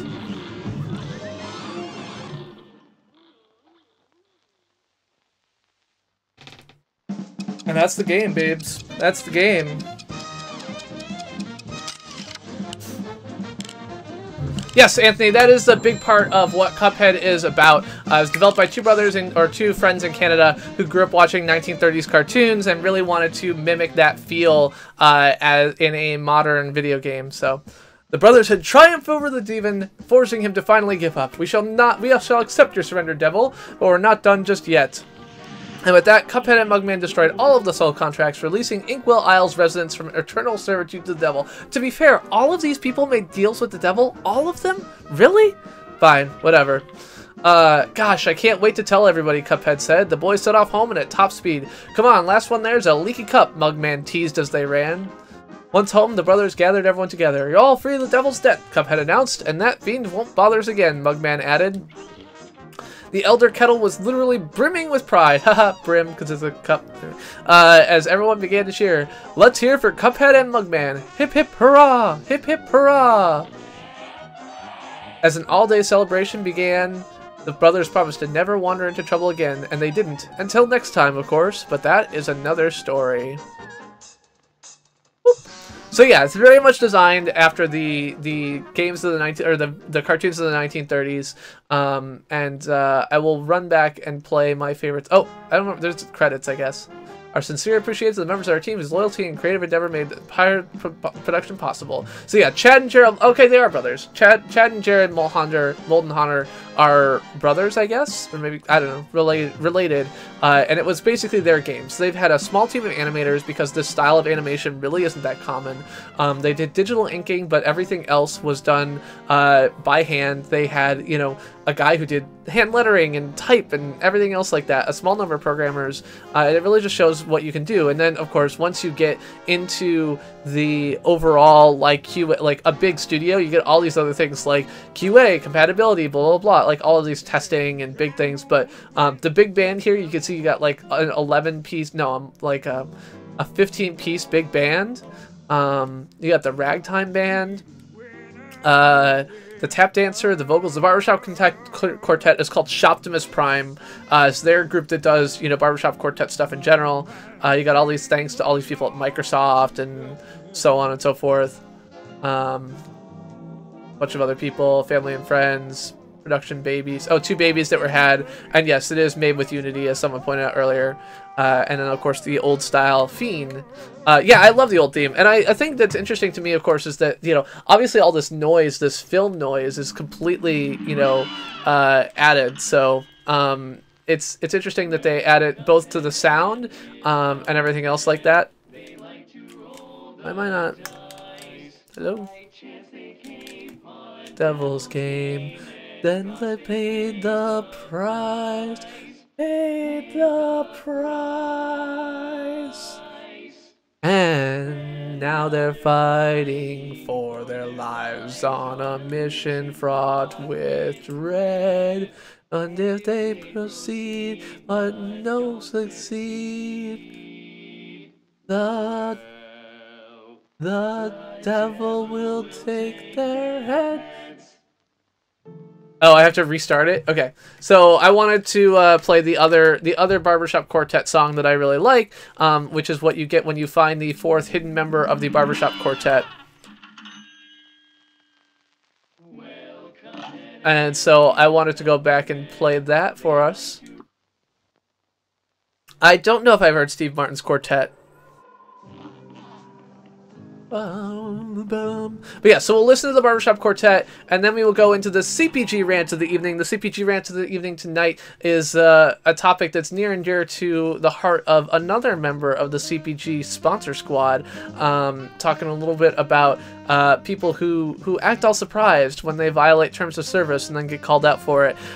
We will then be moving on to Catalyst, Mirror's Edge Catalyst, and playing that through. So while the CPG Rant is running, I will get that set up, and we will take a quick break as soon as the CPG Rant is over, restart with Mirror's Edge Catalyst, and play that until we get to the end tonight. Unfortunately, we will not be doing any social watching after the stream tonight because YouTube broke embedded chat. So we will be hopefully finding someone to raid after that and finishing up the stream a little bit earlier than usual. So here's the quartet song, which ran through my head for like a week, and I just really love. And a video I made on this, about how to complete this, got 9,000 views because right place, right time, you know, so. It's nice to rest your eyes and maybe go outside. Grab a book and get some air. So what are you waiting for? Why not take a quick break? Tune the radio. There's chores to do, there's leaves to rake. Strum the old banjo. You can practice your Lindy Hop. And maybe later sing with your barbershop. Why not take a little quick break and come back for more? Then come back for more. Or please come back for more. But yes, so that is the Barbershop Quartet solved when you pick up the Barbershop Quartet member who is hiding in the top left corner. I love that song. It just makes me so happy. He's actually behind this thing. So if you walk back behind here, this is where you find the dude, and you can then get the Barbershop Quartet unlocked. So that is the game. We've completed 94% of it. I think I skipped one of the running guns or something else like that, but really doesn't matter. And so we have now beaten Cuphead, and it's time to go on to the CPG Rant of the evening. Oh, okay. I probably complete one of these bosses. Is that what this is telling me? You can see I've got a lot of variation in scores. I do have an A+. I think that's my only one. But a lot of really crappy grades elsewhere in here. So, all right. So, sit back, just open your ears and open your mind, and we'll be listening to a CPG Rant of the evening and moving on to Mirror's Edge Catalyst in just a moment. So, here you go. Listen to me. Just because someone else has gotten away with breaking the rules doesn't mean that you're going to, you numbskull. I'm the Chris who plays games, and this is your CPG Rant of the evening. As I look around the internet, one of the things that always makes me shake my head is people who are like, I broke the rules, but I got caught, and people took action against me, and that's unfair. The reality is that on websites out there, terms of service violations and other breaking of the rules is constant. The reality is that if you have reported every piece of content on YouTube, the chances are that there's a fair chunk of it that will be reviewed and determined to be inappropriate under YouTube's policy guidelines or whatever else like that. But the reality is that in many cases, this content goes unseen and unreviewed, and that's just the way it is. But when people come back and say, I did this thing and I got in trouble, well, yeah, because you're fighting with someone who knows well enough to report you. Not only that, but sometimes you're looking at people who do things that are terrible but not breaking the rules and compare them to terrible and breaking the rules. It is absolutely the case that if you post someone's phone number on Twitter or YouTube or whatever else like that, it is PII and will be taken down by those sites if it's reported and acted upon. It's not going to be universal, because not all content is reported, and there are mistakes and other things like that, but overall, these things, when they are reported, are acted upon, and even if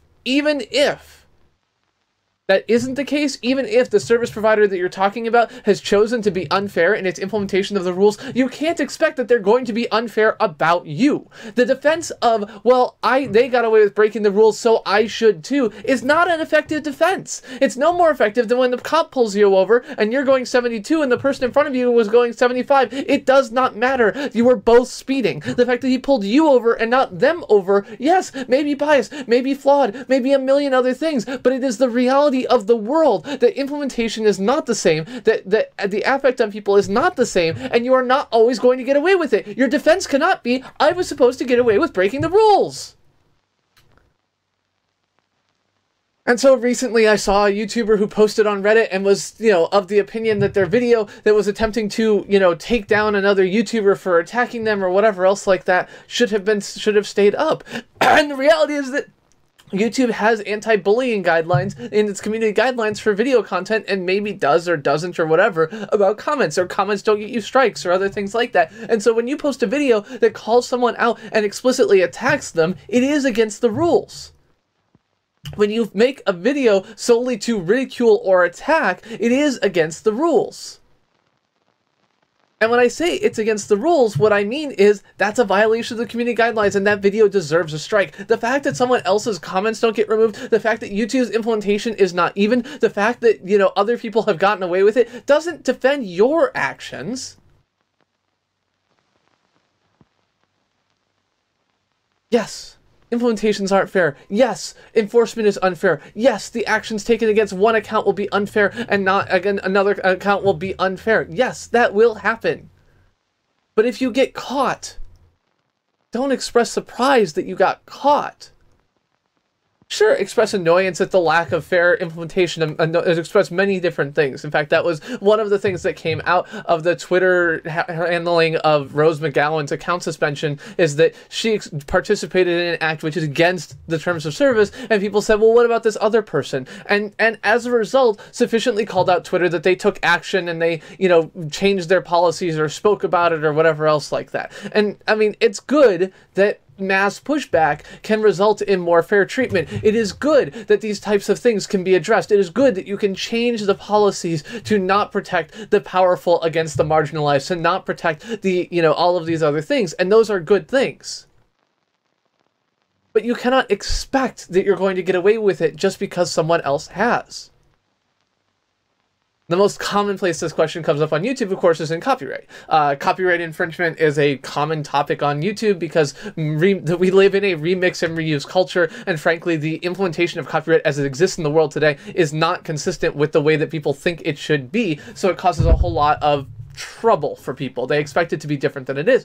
But the answer to, I got caught, cannot be, but someone else didn't. The answer to, I didn't know this, or I thought this was going to work, cannot be, well, this other person did it too. You can say, I believe this is fair use. You can say, I believe this is X. You can say, I believe this is not a... You can say a lot of different things, but what you cannot say is, they got away with it, I should too, because you don't know their situation.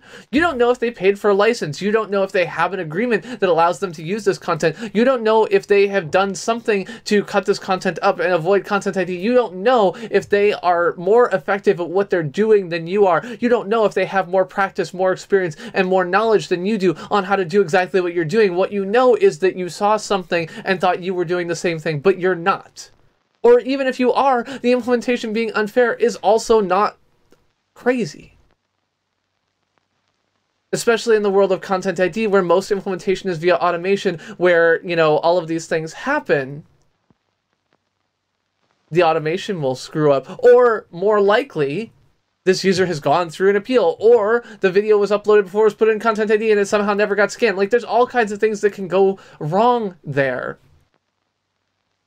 But that doesn't mean that you're not going to get caught. It doesn't mean that you're not going to have this problem. It doesn't mean any of those things. What it means is they uploaded a video and got away with it, and you didn't. That's it. There is no other thing. There is no other takeaway that you can make from how someone else behaves, because there is no other information that you can get from just watching their video on this topic.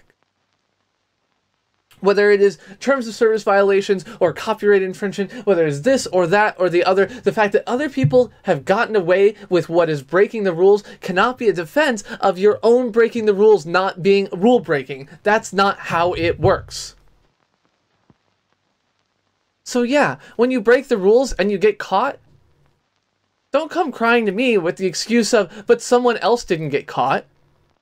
I don't care. You did. I don't tell the cop when I was speeding that the person in front of me was going faster and expect him to not write me a ticket. The same thing applies here. And yeah, that means marginalized community and people who are attacked and everything else like that constantly have to take the high ground because they are more at risk of the powerful reacting against them, because they are more at risk of dealing with people who know the system better than they do. It is absolutely a common abuse tactic to use the reporting of years-old posts that are, like, out of context violations of the guidelines in order to take down accounts. It is absolutely the case that this is something that people do. And it sucks. It does. The unfair biases in the system do suck. But they're reality. And being like, I shouldn't have gotten busted for doing the thing that I know is against the rules? You can't break the rules and expect that you will always get away with it. Unless you're a white man like me. But that's a different story. I'm the Chris who plays games. This has been your CPG rant of the evening. Hello and welcome. Hello, hello. Okay, good, that's working. Hi! Look! Now we got a new shirt! So now I got the second birthday anniversary edition of the YouTube gaming shirt. Hello! Alright, there we go. So I am going to take a quick stop here, and I'll be back momentarily. We're gonna stop streaming and then return, and when I return, we're gonna play a new game, and so just sit tight, hold on, the stream should follow, and if people start chatting or something like that and you can't see it, then refresh the page. But I'll be back momentarily. I'll be back.